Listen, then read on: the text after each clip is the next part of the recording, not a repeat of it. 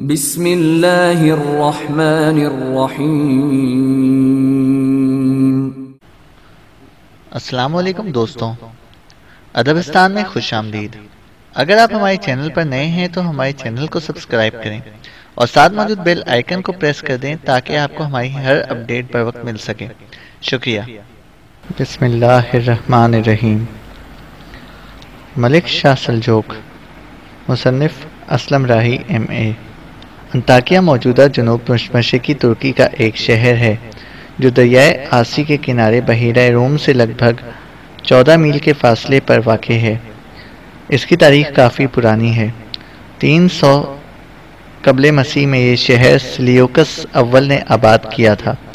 64 قبل مسیح میں پوپی کے اس شہر پر قابض ہونے کے بعد ایشیا میں رومنوں کا سب سے اہم شہر اور سلطنت روما کی ایشیائی ولایات کا صدر مقام بن گیا تھا۔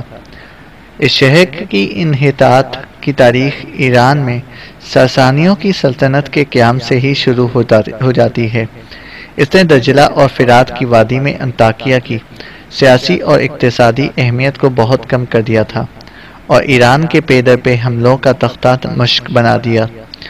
شاپور اول نے اسے پہلے 258 عیسوی میں پھر 260 میں فتح کیا۔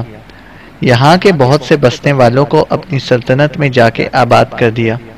266 عیسوی سے 272 عیسوی تک اس شہر پر قدمر کی ملکہ زنوبیہ کا قبضہ رہا، لیکن باوجود سلطنت لاحق داخلی جھگڑوں اور تباہ کن زلزلوں کے اس علاقے میں جو عموماً آتے رہتے ہیں، اس شہر کی زیب و زینت قائم رہی۔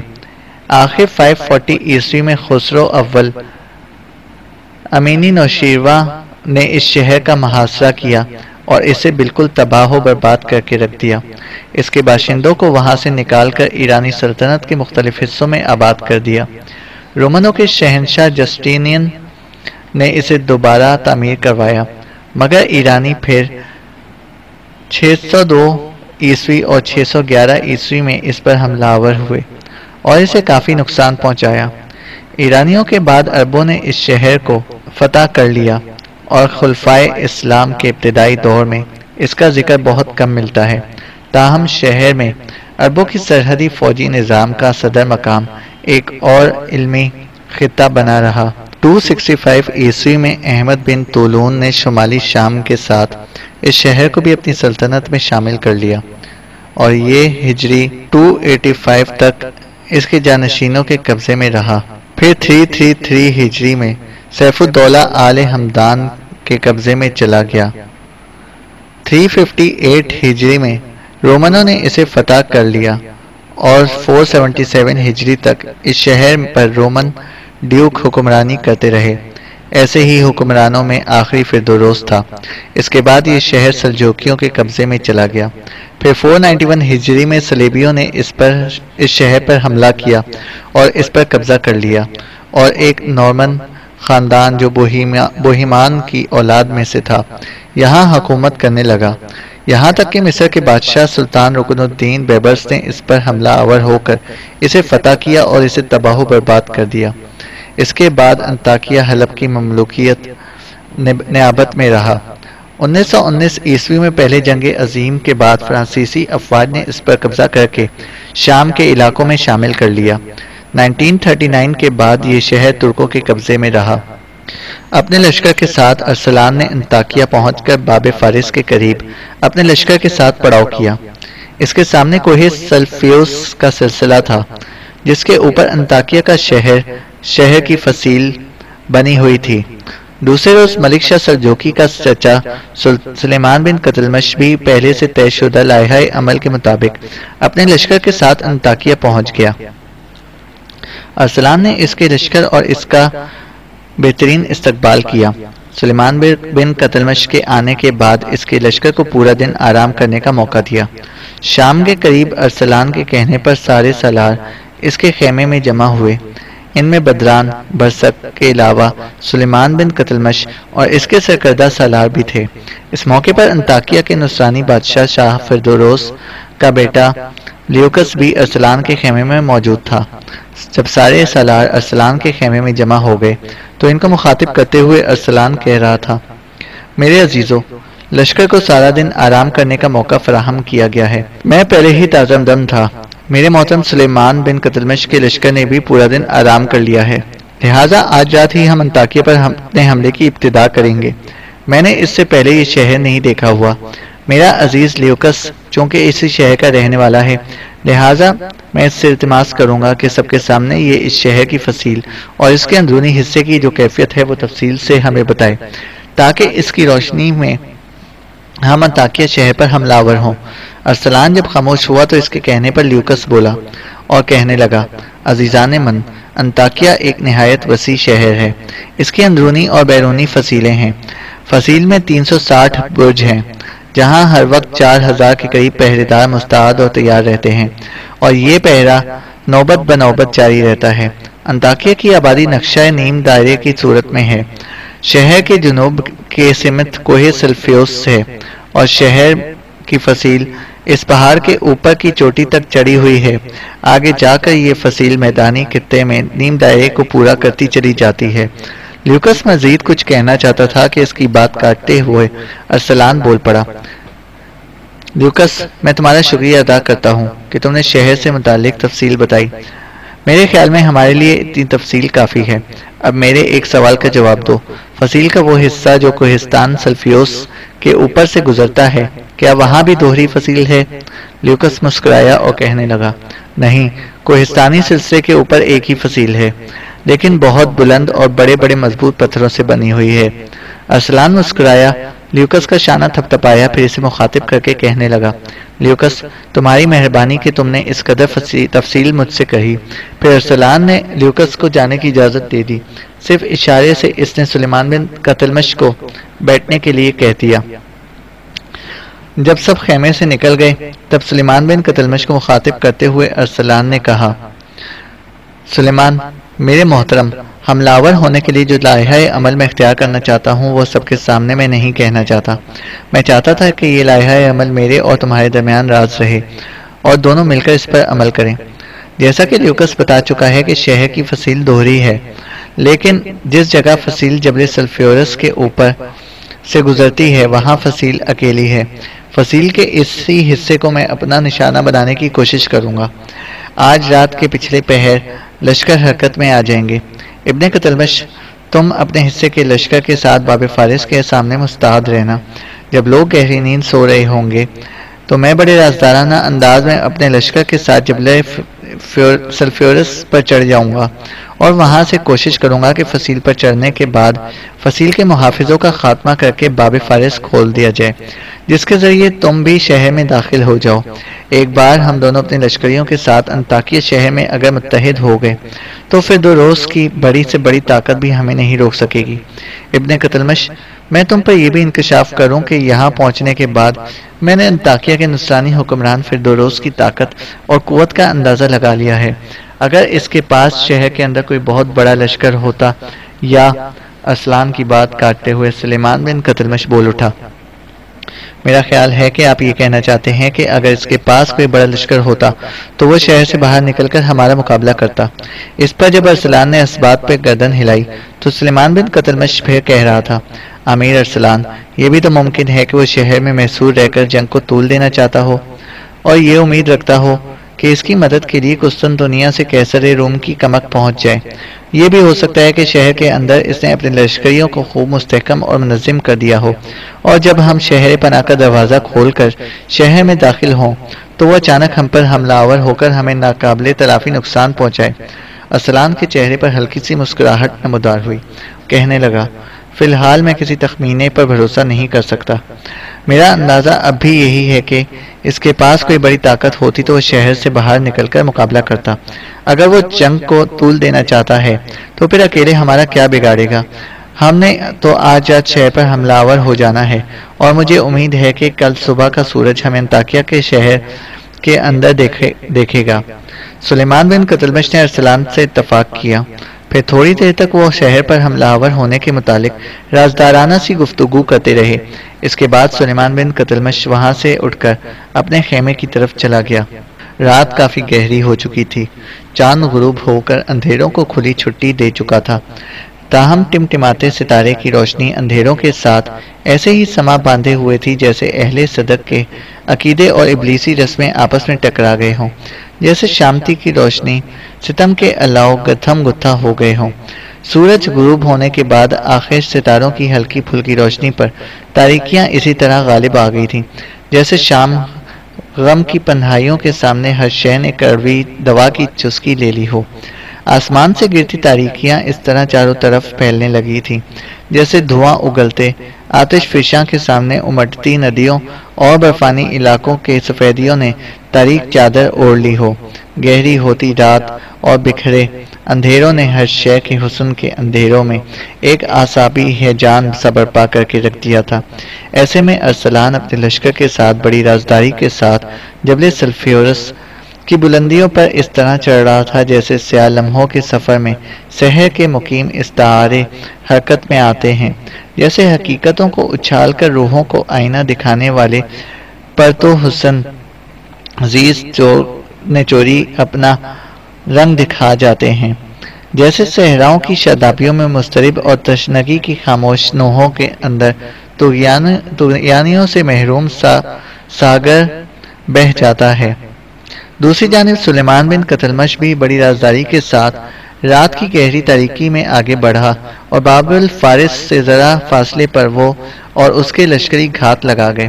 کوہستان سلفیورس کے اوپر جانے کے بعد جب ارسلان نے اپنے لشکر کو ایک جگہ جمع کیا تو وہاں فصیل کے اوپر جو برج تھا اس میں پہرا دینے والوں کو خبر ہو گئی کہ دشمن کوہستانی سلسلے کے اوپر چڑھ آیا ہے، لہٰذا وہ شور کرنے لگے، اپنے ساتھیوں کو مدد کے لیے پکارنے لگے۔ یہ صورتحال یقیناً مسلمانوں کے لیے خطرناک تھی، لیکن ارسلان نے پہلے ہی اس کا انتظام کیا ہوا تھا۔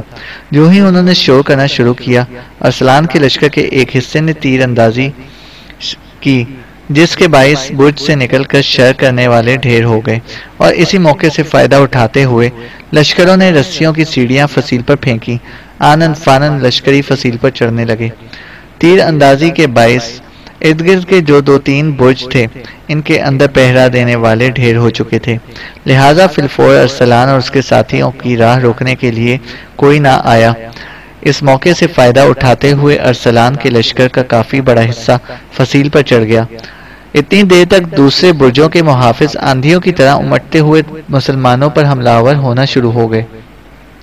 خاموش زمین، پھیلتے اندھیروں اور آسمان پر مسکراتے ستاروں نے دیکھا مسلمان لشکری فصیل کے محافظوں کے پر قوی دست و بازو اور جوان پر عزم تیور رکھنے والے، شب کے نوخیز معصوم بے داغ چہرے اور اپنی جرت مندی سے چشم تہذیب کو حیرت میں ڈال دینے والے سرفروشوں کی طرح حملہ آور ہو گئے تھے۔ رات کی گہری تاریکی میں شب کے گونگے لبوں کو مسلمان لشکری اپنی تکبیروں سے لامحدود نطق عطا کرنے لگے تھے۔ ان کے حملہ آور ہونے کا انداز کچھ اس طرح تھا جیسے خاموشی کے پیچ و تاب میں زندگی کی کشاکش، دہشت پرستی کے امکان میں سیماب یا زیز داخل ہونا شروع ہو گئی ہو، اور وہ درختوں پر سرسراتی خزاں کی آندھیوں کی طرح دشمن پر وارد ہونا شروع ہو گئے تھے۔ فصیل کے محافظوں نے اپنی طرف سے پوری کوشش کی کہ مسلمانوں کے آگے بڑھتے ہوئے قدم روکیں اور انہیں فصیل سے نیچے اترنے پر مجبور کر دیں، لیکن جس طرح ہوا کو چلنے سے بہنے سے نہیں روکا جا سکتا، جس طرح برق کو کوننے سے رات کو کڑکنے سے نہیں روکا جا سکتا، اسی طرح فصیل کے محافظ ارسلان اور اس کے لشکریوں کے آگے بڑھنے کی طاقت کو نہ روک سکے۔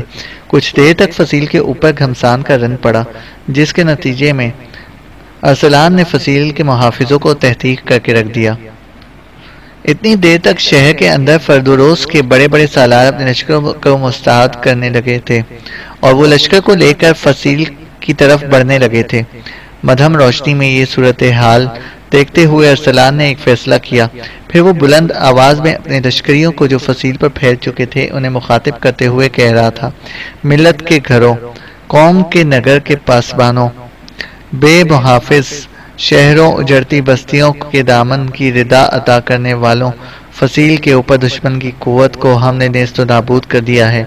شہر کے اندر سے ایک لشکر امٹتا ہوا ہماری طرف بڑھ رہا ہے۔ دیکھو تم خیر کے متوالے، کنارے جرت مندی کا حاشیہ ہو، ملت کی شجاعت کا لباس، مسلم قوم کی عظمت کا پیراہن، اپنی آنکھیں کھلی رکھتے ہوئے دشمن پر نگاہ رکھنا اور دشمن پر وارد ہوتے ہوئے اس طرح کا سامنا کرنا جس طرح اندھیروں کی دہلیز پر شہابی شعلے اترتے ہیں، جس طرح مشیت جہتوں پر برقیاں اپنا رنگ جما جاتی ہیں، جس طرح بصارت اور سماعت سے محروم لمحوں آنکھوں میں روشنی اور کانوں میں رس گھولتے امرت بھرے الفاظ دینے والے عناصر آتے ہیں، دشمن کی خوشگوانیوں کے خوابوں اور اس کی ذات کے اندرونی سطور اچھوتے لمحوں کے انوکھے اسلوب کی طرح حملہ آور ہو جانا، ارسلان کے ان الفاظ کا اس کے لشکریوں پر ایسا اثر ہوا کہ زوردار انداز میں تکبیریں بلند کرنے لگے۔ انہی تکبیروں کے اندر ایک زندہ دل مجاہد کی آواز سناٹا کر گئی، امیر ہم آپ کے ساتھ ہیں، اپنی ملت اپنی قوم کے خلاف ہم دکھوں کی آواز بڑھنے نہ دیں گے، ظلم کی تلیسان کو پھیلنے نہ دیں گے، ستم کی برسات کو اپنے اوپر برسنے نہ دیں گے۔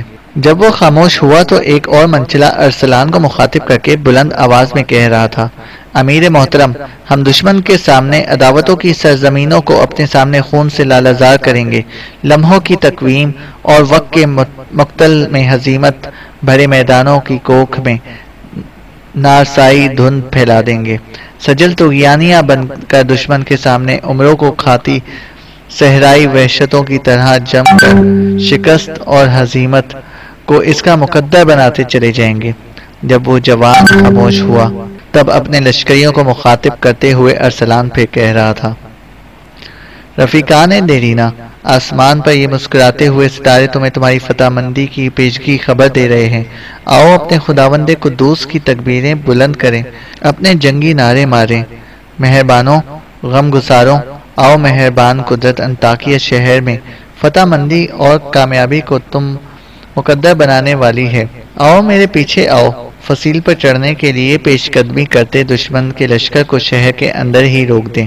ساتھ ہی اپنی تلوار سونتتے ہوئے ارسلان فصیل کی سیڑھیاں اترنے لگا، چونکہ وہ اپنے لشکر کے آگے آگے تھے، لہٰذا اس عمل سے لشکریوں میں ایسا جوش اور ولولہ پیدا ہوا کہ کچھ لشکری بھاگ کر اس کے آگے ہو گئے، اس طرح سے انہوں نے اپنے وسط میں لے لیا۔ کچھ منچلے اس طرح حرکت میں آئے کہ انہوں نے سیڑھیوں کے راستے نیچے اترنے کی بجائے فصیل کے اوپر سے چھلانگیں لگانا شروع کر دی، اور ان کی طرف دیکھتے ہوئے انگنت لشکری فصیل کے اوپر سے اس طرح چھلانگیں لگانے لگے جس طرح کسی پر حملہ آور ہونے کے لیے شاہین پروں کو باندھ کر دھرتی کی طرف اترتے ہیں۔ فصیل کی طرف بڑھتے فیدوروس کے لشکری اور سالار مسلمانوں کو اترتے دیکھ کر دنگ رہ گئے۔ انہوں نے دیکھا ارسلان کی سرکردگی میں جو مسلمان سیڑھیوں کے ذریعے اتر رہے تھے وہ انہیں ایسے لگ رہے تھے جیسے وسط شب کے خاموش خوف میں روشنی بکھیرتی کرنیں اپنا نزول کرتی ہیں، جیسے وہ داسی بھری گمبھیر رات میں پاتال کے سیلے اندھیروں تک کو رون دینے والے خواب و الہام کے بگولے ہر شے کو بے سمت کرنے والے انداز میں آگے بڑھتے ہیں۔ دوسری جانب جب انہوں نے فصیل سے نیچے شاہینوں کی طرح چھلانگیں لگانے والے مسلمانوں کو دیکھا تو انہیں ایسا لگا گویا آسمان سے شہاب ثاقب گرنے لگے تھے۔ دشت وفا کی صدائیں فتح مندی کا اعجاز بن کر نزول کرنے لگی اور ریشمی خوابوں کی لہروں میں موت کی سوداگری کرنے کے لیے آسمان سے سرخروئی نوشتے اترنے لگے ہوں۔ دشمن کے لشکر کے قریب جا کر اپنی تلوار فضا میں بلند کرتے ہوئے ایک بار ارسلان نے اپنے لشکریوں کو مخاطب کرتے ہوئے کہنا شروع کیا، میرے عزیز ساتھیوں، تم ہی میرا آئینہ، میرا عکس ہو، تم ہی میرا لفظ، تم ہی میری زبان ہو، میرا گیان دھیان، میرا یقین اور گمان، اور میرا اصول سبھی تم ہی ہو۔ میری نشاط و رنگ کی کیفیت سب تمہاری ذات سے وابستہ ہے، تم ہی میری تکبیروں کا زمزمہ، میری جبینوں ناروں کی پیاس ہو، میرا ساتھ دو، آؤ مل کر خداوند قدوس کی تکبیر کے نعرے بلند کریں اور دشمن کے ہیلا خواب میں ازل و ابد کے حجاب بن کر اتر جائیں۔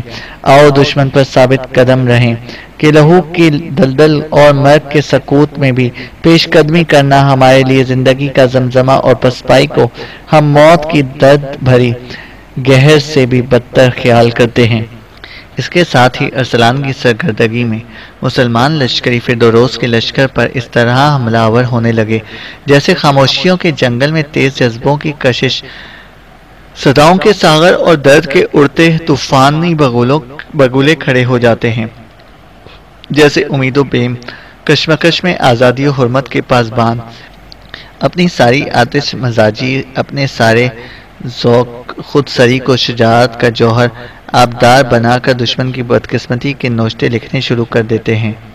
فردوروس کے لشکریوں نے اپنی طرف سے پوری کوشش کی کہ اپنے اوپر حاوی ہونے سے مسلمانوں کو ایک بار روک کر پیچھے ہٹنے پر مجبور کر دیں، لیکن انہیں ناکامی رہی۔ لمحہ بلمحہ مسلمان مجاہد ان کے لیے نفرت کے بارود سے بھی بدتر ثابت ہو رہے تھے، اور وہ سنسناتی ہواؤں کی شاؤں شاؤں، متحیر و مدہوش کر دینے والی صداؤں کے ہذیان اور سرسام کی طرح ان کے لشکر کے وسطی حصے تک پہنچنے میں کامیاب ہو گئے تھے۔ تہذیب و تاریخ کے اوراق پر فنا کے دہکتے مناظر اگنے لگے تھے، بربادی کے دراز دست 400 فنا کی تحریریں رقم کرنے لگے تھے، موت کی اشتہا بڑھتی رہی، جسموں کے سائے بڑی تیزی سے گول در گول ختم ہوتی کرنوں کی طرح گھٹنے لگے تھے۔ اب مسلمان مجاہدوں کے تیز حملوں کے سامنے فردوروس کے لشکریوں کی حالت فرار ہوئی بے قرار روحوں، ارض و سما کی خاموشی میں پھیلتی شام، ظلمت سے بدتر اور جبر کی کالی دھرتی پر زندان کی کالی سلاخوں سے بھی زیادہ ہولناک دکھائی دے رہی تھی۔ پھر فردوروس کے سالاروں نے جب دیکھا کہ ناکامی اور شکست ان کا مقدر بنتی جا رہی ہے، تو وہ درد کی پھیلی کوہر میں خوابوں کے مسافر کی طرح بھاگ کھڑے ہوئے، جبکہ ارسلان، برسک اور بدران تینوں اپنے لشکر کے ساتھ ان کے تعاقب میں اس طرح لگ گئے جیسے جاڑے کی ٹھٹرا دینے والی رتیں سرما کی پیلی دھوپ کا تعاقب کرتی ہیں۔ جب فردوروس کا لشکر پسپا ہو کر پیچھے ہٹا، تب ارسلان اور بدران نے تو دشمن کا تعاقب شروع کر دیا، جبکہ برسک کو چند دستوں کے ساتھ شہر پناہ کا دروازہ کھولنے کے لیے مقرر کیا گیا۔ برسک نے جلدی ہی یہ کام کر دکھایا اور شہر پناہ کا دروازہ کھول دیا۔ اس کے ساتھ ہی سلیمان بن قتلمش بھی اپنے حصے کے لشکر کے ساتھ شہر میں داخل ہو گیا۔ شہر کے اندر جو حفاظتی لشکر تھا، جلد ہی اس کا مکمل طور پر قلع کما کر دیا گیا۔ فردوروس نہ جانے بھاگ کر کہاں چلا گیا۔ ارسلان، سلیمان بن قتلمش، بدران اور برسک شہر کے نظم و نسق میں لگ گئے۔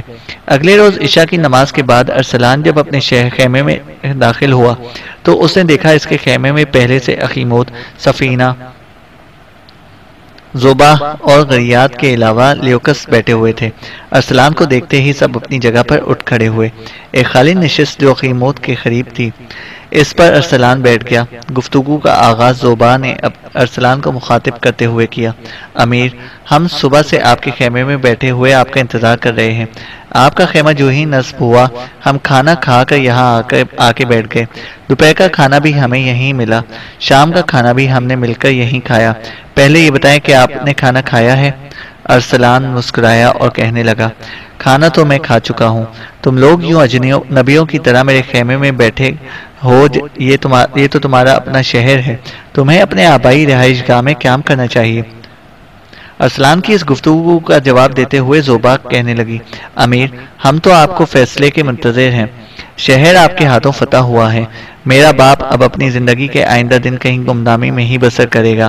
میں محترم اخیموت، سفینہ اور غیاد خصوصیت کے ساتھ اور میرا بھائی لیوکس عمومیت کے ساتھ یہ امید لگائے بیٹھے ہیں کہ جب آپ انطاکیہ کے شہر کو فتح کریں گے تو انطاکیہ کے حاکم کی حیثیت سے آپ یہاں قیام کریں گے، اور ہم بھی یہ امید اور آس لگائے بیٹھے ہیں کہ اس شہر کی فتح کی خوشی میں سلطان ملک شاہ سلجوقی آپ کو انطاکیہ کا اپنی طرف سے حاکم مقرر کر دے گا۔ اس طرح کم از کم ہمیں آپ کے ساتھ رہنے کا موقع مل جائے گا۔ ارسلان مسکرایا اور اپنے ہونٹوں پر زبان پھیری، پھر کہنے لگا، تم سب کی سوچیں غلط ہیں۔ مجھے نہ کسی شہر کا حاکم بنایا جا رہا ہے اور نہ میں کسی شہر کا حاکم بننا پسند کرتا ہوں۔ مجھے اس بات کی بے حد خوشی ہے کہ آپ لوگ انطاکیہ میں لوٹ آئے ہیں۔ گو اخیموت، سفینہ اور غریاد انطاکیہ کے رہنے والے نہیں، لیکن میرے خیال میں تم ان سب کو بھی اپنے ساتھ رکھ کر اپنی پرسکون زندگی کی ابتدا کرو گی۔ جہاں تک میری ذات کا سوال ہے تو میں ملک شاہ سلجوقی کا ایک سالار ہوں۔ میں جب تک زندہ ہوں اسلامی مملکت کی بہتری اور سلطان ملک شاہ سلجوقی کی فرما برداری کے لیے لشکریوں کی کمانداری کرتا رہوں گا۔ کسی شہر کا حاکم بن جانا یا ایسی خواہش رکھنا ہرگز میری زندگی کے مقاصد میں سے نہیں۔ تم نے دیکھا ہوگا رات کے پچھلے پہر ہی ہم نے انطاکیہ کو فتح کر لیا تھا۔ پورا دن اور رات کا کچھ حصہ بھی میں لشکر میں اپنے کام میں مصروف رہا ہوں۔ زخمیوں کی دیکھ بھال کی گئی۔ جس قدر یہاں ہمیں مال غنیمت حاصل ہوا اس کا ایک حصہ چند محافظوں کے دستے کے ساتھ برسک اور بدران کی کمانداری میں سلطان کی طرف روانہ کر دیا گیا ہے۔ میرے خیال میں نیشا پور سے روانہ ہوتے وقت بھی میں نے تم لوگوں پر واضح کر دیا تھا کہ انطاکیہ کے علاوہ میرے ذمہ 3 مہمات بھی لگائی گئی ہیں۔ اب میں یہاں سے کوچ کروں گا۔ جو 3 مہمات میرے ذمہ ہیں ان میں سے ایک آمد کے حکمران اپولس کے خلاف حرکت میں آنا ہے، دوسری مہم میاں فارکین کی ہے اور تیسری جزیرہ ابن عمر کی ہے، اور آخری 2 مہمات پر بنو مروان قابض ہیں اور وہ بھی سلطان کے باغی اور سرکش ہیں۔ نیشا پور میں بھی میں نے تم لوگوں پر واضح کیا تھا کہ سلطان نے دیار بکر کے حاکم فخر الدولہ کی طرف تیز رفتار قاصد روانہ کر دیے تھے اور اسے حکم جاری کیا تھا کہ وہ ایک لشکر کے ساتھ آمد کے نواح میں مجھ سے ملے۔ اب دیار بکر سے ایک لشکر لے کر فخر الدولہ کی آمد کی طرف روانہ ہو چکا ہوگا۔ میں بھی اپنا لشکر لے کر یہاں سے کوچ کروں گا اور آمد میں فخر الدولہ سے جا کر ملوں گا۔ اس کے بعد میں آمد شہر پر حملہ آور ہوں گا۔ رہا سوال انطاکیہ کا، تو سلطان نے پہلے سے یہ فیصلہ دے رکھا ہے کہ انطاکیہ کی فتح کے بعد جن علاقوں کا سلطان نے اپنے چچا سلیمان بن قتلمش کو حاکم بنا رکھا ہے یہ انطاکیہ بھی اس کی حاکمیت کی حدود میں رہے گا۔ سلیمان بن قتلمش اپنے لشکر کے ساتھ یہیں انطاکیہ ہی میں چند دن رہے گا، یہاں کے نظم و نسق کو مزید درست کرے گا، لیکن میں آج رات بلکہ یوں کہیں تھوڑی دیر تک میں اپنے لشکر کے ساتھ کوچ کر جاؤں گا۔ ارسلان کے اس انکشاف پر زوبا کا چہرہ اتر گیا، اداس ہو گئی تھی۔ غیاد، اخیموت اور سفینہ بھی پریشانی کا شکار ہو گئے۔ شاید جو تفصیل ارسلان نے ان سے کہی تھی وہ ان کی امیدوں کے خلاف تھی۔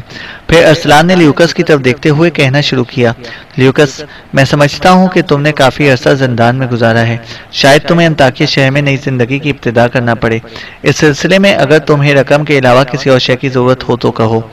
بڑی ممنونیت سے ارسلان کی طرف دیکھتے ہوئے لیوکس کہنے لگا، امیر، آپ کی بڑی مہربانی، میرے پاس نقدی کی کمی نہیں ہے، آپ بے فکر رہیں، میں اپنی زندگی کے باقی دن بھی اپنی بہن کے علاوہ اخیموت، غیاد اور سفینہ کے ساتھ بہترین انداز میں گزار سکتا ہوں۔ امیر محترم، یہاں کے سرکردہ لوگوں سے میری بات ہو چکی ہے، انہوں نے مجھے اجازت دی ہے کہ میں اپنے باپ کی رہائش گاہ میں قیام کر لوں، اس کے اندر جس قدر دولت اور دوسرا قیمتی اثاثہ تھا وہ سب میں نے اپنے قبضے میں کر چکا ہوں۔ تو خوشی ہے کہ اس سلسلے میں کسی مسلمان نے مجھ سے مزاحمت نہیں کی۔